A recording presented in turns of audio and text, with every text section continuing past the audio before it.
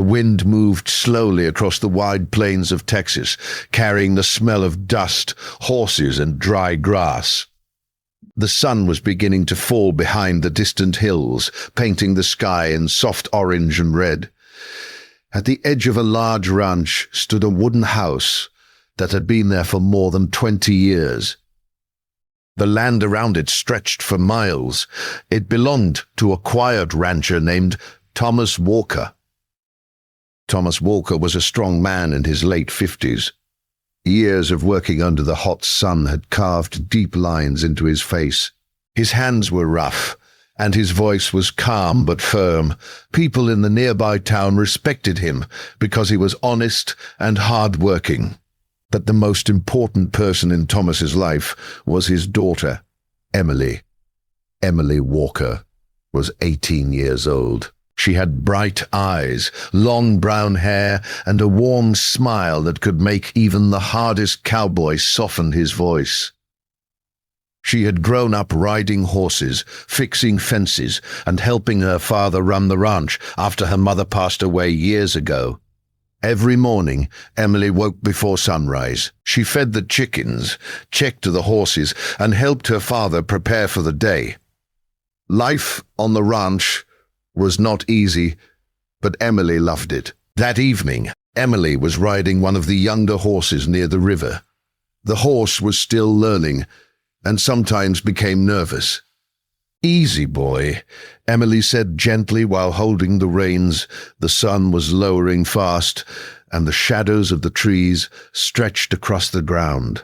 Suddenly the horse heard something in the tall grass, a loud rustling sound. The horse panicked. Before Emily could calm it, the horse jumped and ran wildly toward the trees. Emily tried to hold on, but the horse kicked hard, and she was thrown to the ground. She rolled down a small rocky slope and hit the ground near the riverbank. Pain shot through her leg.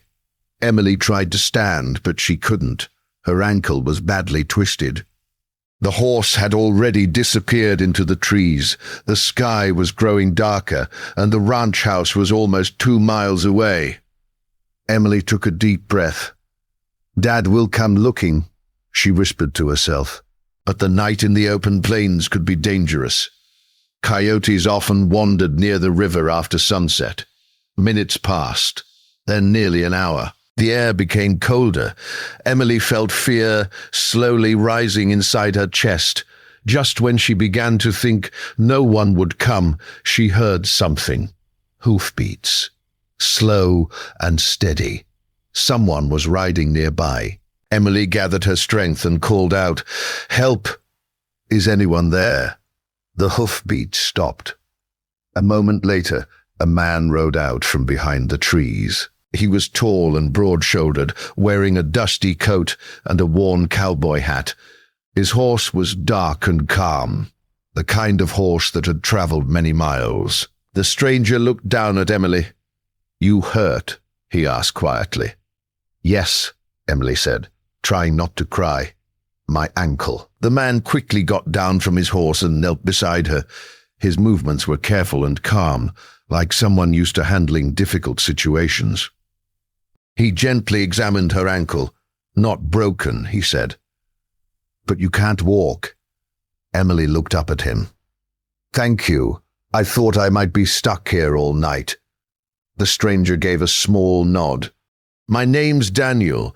He tore a piece of cloth from his saddlebag and wrapped it around her ankle to keep it steady. Then he helped her carefully onto his horse. "I'll take you home," he said. Emily pointed toward the distant ranch lights. That way. Daniel mounted behind her and slowly guided the horse across the darkening plains. The ride was quiet. The wind moved softly through the grass, and the stars slowly appeared in the sky. After some time, Emily spoke. "I've never seen you around here." "Just passing through," Daniel replied. Emily turned slightly to look at him. "You travel alone?" Yes, there was something calm but mysterious about him. His voice was steady, and his eyes seemed to carry stories he never spoke about. After nearly 30 minutes, the ranch house finally came into view. The porch lantern was burning bright, and outside the house stood Thomas Walker. He had clearly been searching. When he saw Emily on the stranger's horse, he rushed forward. "Emily, I'm okay, Dad," she said quickly. "I fell from the horse." Thomas helped her down carefully. His worried eyes then turned toward the stranger. "You brought her back." Daniel nodded once. "Found her by the river." Thomas looked at Emily's ankle. "You helped her?" "Yes." For a moment Thomas said nothing. Then he extended his hand. "You're welcome in my home, son." Daniel shook his hand politely. "Thank you, sir." Inside the house, Emily sat near the fireplace while Thomas prepared warm coffee. Daniel remained quiet, standing near the door like a man not used to staying long in one place. Thomas handed him a cup. "You saved my daughter tonight," the rancher said. "That means something to me." Daniel gave a small, respectful nod. Anyone would have done the same. But Thomas slowly shook his head. "No," he said. "Not everyone." Emily watched the two men. She noticed something in Daniel's eyes. Kindness, but also loneliness. Later that night, Thomas prepared a small guest room. "You can rest here tonight," he said. "The road will still be there tomorrow." Daniel hesitated. Then he nodded. "Thank you." The ranch was quiet that night. The wind moved gently across the fields, and the stars shone brightly above the wide Texas sky. Morning came with golden sunlight pouring across the land. Emily's ankle felt better, though she still needed help walking. When she entered the kitchen, Daniel was already outside, fixing part of the broken fence. Thomas leaned on the porch rail and watched him work. "That man knows ranch work," he said. Emily smiled slightly. "Yes, he does." Daniel stayed for 2 days. During that time he repaired fences, helped with horses, and even fixed the old water pump that had been causing trouble for months. But he never spoke much about himself. On the 3rd morning he saddled his horse. Emily walked slowly toward the gate. "You're leaving?" she asked. Daniel nodded. "Long road ahead." Emily looked down at the ground for a moment. "Then," she said quietly, "thank you for saving me." Daniel smiled softly. "I'm glad I found you."